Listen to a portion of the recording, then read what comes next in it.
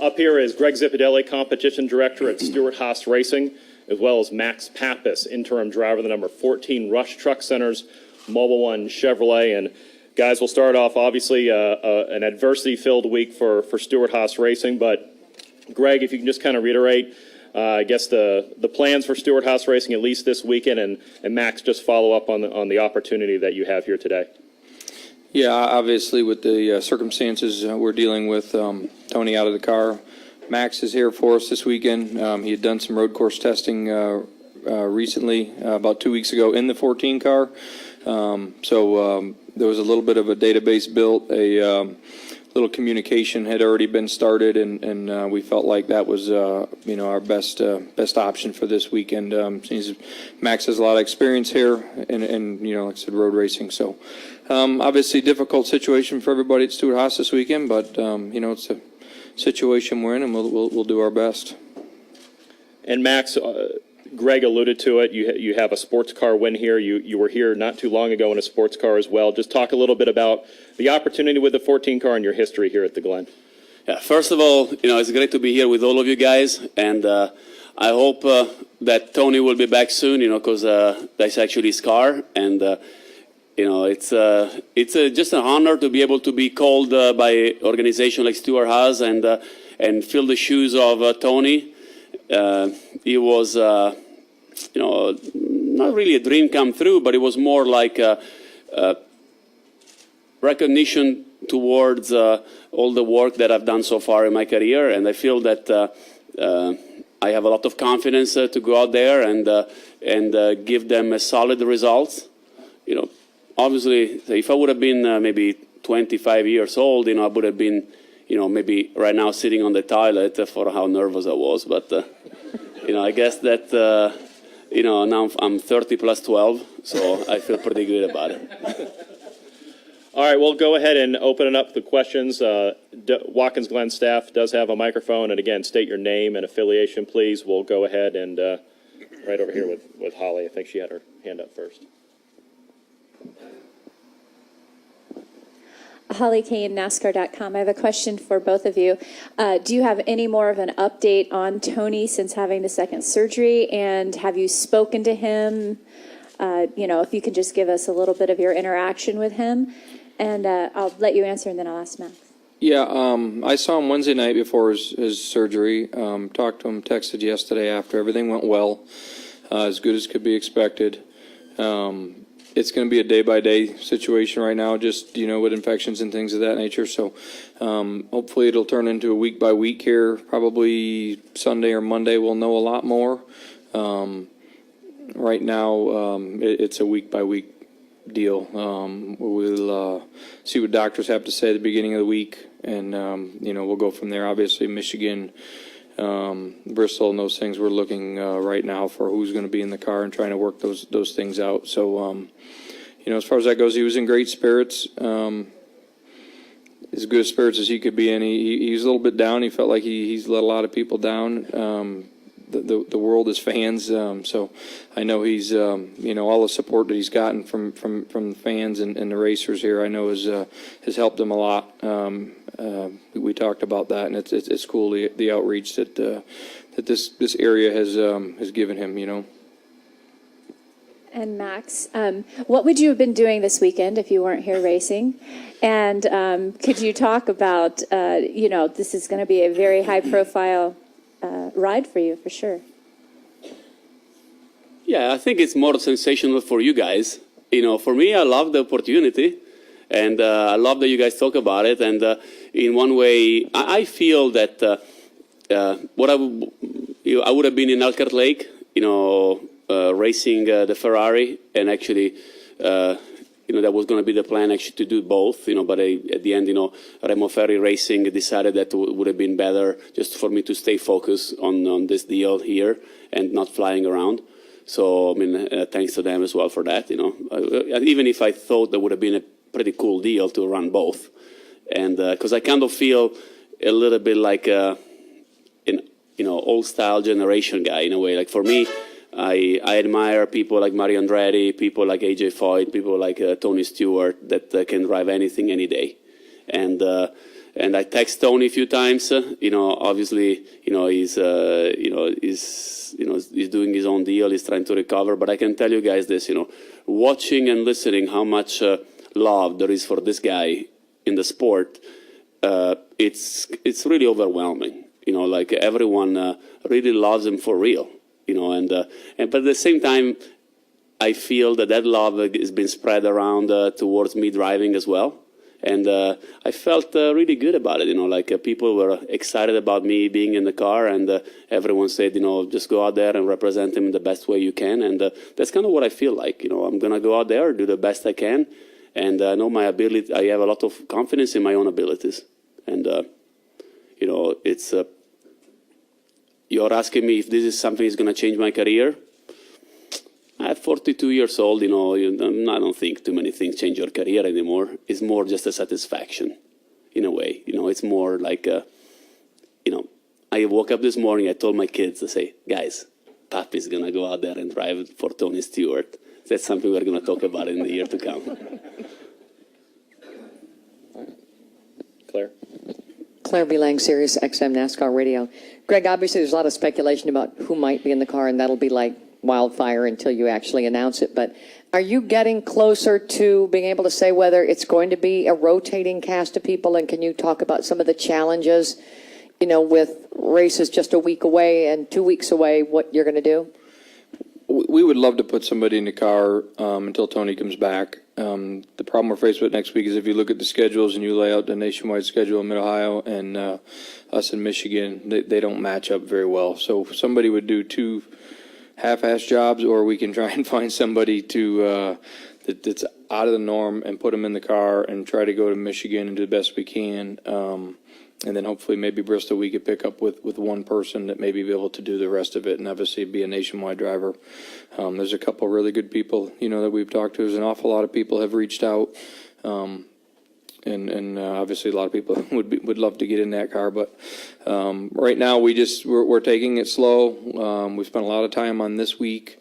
Obviously we had a lot of stuff with our sponsors, and we're trying to keep them as involved as we can, because obviously they're very important partners to Stewart Haas and our future. So, we're trying to weed out, give them some options, and get their input, and just try and do everything in the right way.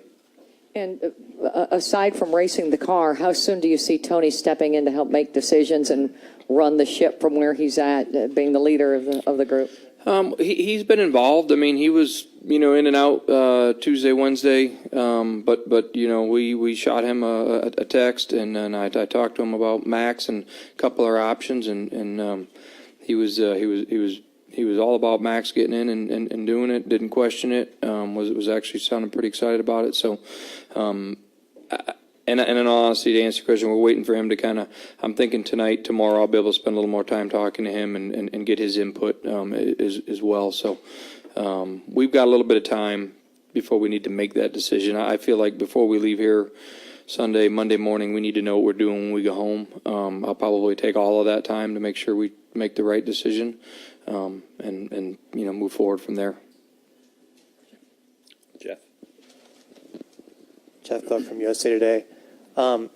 You obviously know Tony maybe better than anybody, and I was wondering what you think his mentality is going to be, or how you think it's going to be for him Sunday when he's lying there watching the race on TV. I mean, how difficult is that going to be for him when that moment actually comes? I think that's a really difficult moment for anybody that's been in the sport and has raced. But I think, his personality is as much of a racer that he is. I think it'll be harder on him than anybody else. When you look at the consecutive starts that he's had over here, and how many races he's run, and now he can't get in his car. I think I imagine that'd be really tough on him. And, we'll all be there and support him. And it's still his car. He's just out for a temporary spell. So we'll do the best we can. We're trying to keep him cheered up as a group. And, it is what it is. He loves racing and knows, and we all know that this day could be here. It's here. Now we're just going to do the best we can to navigate through, the obstructions that we have. And one day at a time. And, before you know it, we'll be talking about him getting back in it and be business as usual. Yeah. Jeff, I can tell you this, from the driver's standpoint, you are definitely not happy. I've been in this situation, and you can picture it as you want, but you don't want nobody to put his butt in your car. Nobody. And knowing Tony for over 20 years, I just can tell you guys that I really feel that something like this that happened to him is going to be back with a lot more aggression that he has ever had. Because I think that being out of the car sometimes open up your eyes on a lot of little things. And sometimes, God makes things happen for a reason. And, you never know. Marty? Marty Smith, ESPN. Greg, what was the range of emotions for you from, I'm guessing you got a call in the middle of the night, and then you immediately have to go into what now mode while simultaneously dealing with one of your best friends' injury? Yeah, we were in Atlanta. I was sleeping. Obviously, we went down for a tire test. He was supposed to meet us there in the morning, so phone started going off about 12:42 or so and hasn't stopped since. But I don't know. My emotions have obviously was my biggest concern was he okay? Was he going to be okay? And then the reason I'm there is to try and deal with whatever circumstances get thrown at us. So there, other than obviously feeling bad for him and wanting to know where he was at, I haven't had a whole lot of emotions through this whole thing, to be honest with you. I've just kind of just tried to stay as focused and as level as I can, and do the best job that I can for him and Stewart Haas Racing. Okay, Mark? Mark Ashenfelder, ESPN. Greg, is there any thought when you're focusing on who to take over for the next races on keeping the 14 in the owner's chase? Yeah, obviously that if we've got anything to fight for right now is owners points and representing our sponsors the best we can and getting that car to perform at the highest level that it can for our sponsors is first and foremost. We owe that to them. And then obviously finishing these races and collecting the owners points is obviously a very big deal. Okay, Jim? Jim Utter, Charlotte Observer. For Greg, the last time Tony had a serious injury, I guess, was about 2006, and you were his crew chief, and he was driver for an organization. You're now competition director for a multi-car team. He's the team co-owner and driver. How has this experience been so different, and how is it different addressing one team compared to having to deal with issues regarding a whole organization? Yeah, I mean, there's a little bit. Obviously, when you're a crew chief, you're I always said this, that I was paid to be selfish for the 20 car for all those years, and just do whatever I felt was best for that group. Now it's different. It's three teams, as from the sponsors, from the people at the shop, to everybody involved. Obviously, there's different roles and responsibilities. At the end of the day, it's still to do your best job and do what you can to make the situation. Just to get through the situation is best that we can, but can't lose focus on the other two teams. There's still responsibility there. There's still, make sure that 39 has everything that they need to try and make this chase, and for Danica to continue to make progress. So, it's a little bit different. Obviously, a lot of focus has been spent here in the last couple of days, and over time, I think it'll weed back out to be, over the whole organization. Okay, Bob? Bob Hocker, Sporting News. Greg, you've talked that he'll be out at least for a few weeks, but no real timetable. I mean, is there any hope he could be back at Atlanta or Richmond? Because if he did, there theoretically would be a chance he could still make the chase. Yeah, I mean, I think it's real early to just to hope for that. I mean, obviously that would be best case scenario. I don't know, honestly. I mean, without getting into a whole lot of details, it's going to be a few weeks before we have before we can even look at that and talk about it. Right now it'll be a week to week prognosis on him, and it'll be week to week for us as a team to try and put the best candidate we can in at that racetrack, and we'll go from there. Okay, we'll get close to wrapping up here. Lee? Lee Spencer, Fox Sports. You said you're not opposed to having a variety of drivers in there. I mean, could you kind of custom tailor, a driver to a track? I mean, obviously you want consistency. Max had consistency since he tested with you guys last week, but, would you be opposed to, a lot of people have said Kyle Larson, but is he too young to take over a role of that magnitude this early in his career? Kyle Larson obviously is an awesome race car driver, and I think we're only seeing the beginnings of what he has to offer to the sport. But yeah, I think he's at a really crucial spot in his career of learning everything he can and not getting fed to the wolves too soon. Would you say? I think I would prefer to put one person in that we felt was capable of doing a good solid job and trying to build some chemistry with the crew and the crew chief.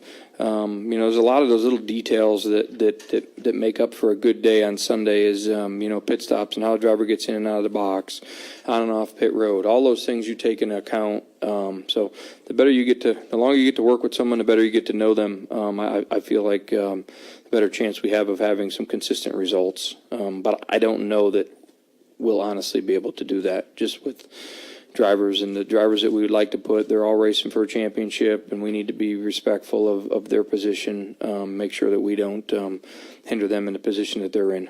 So do you put the focus on the 39 so you at least have one less racing car in the chase? Absolutely. We'll put as much focus on them as we can, and we'll do the best we can with the 14 to maintain its owners' points. That's basically what we can do, and we'll do the best we can at it.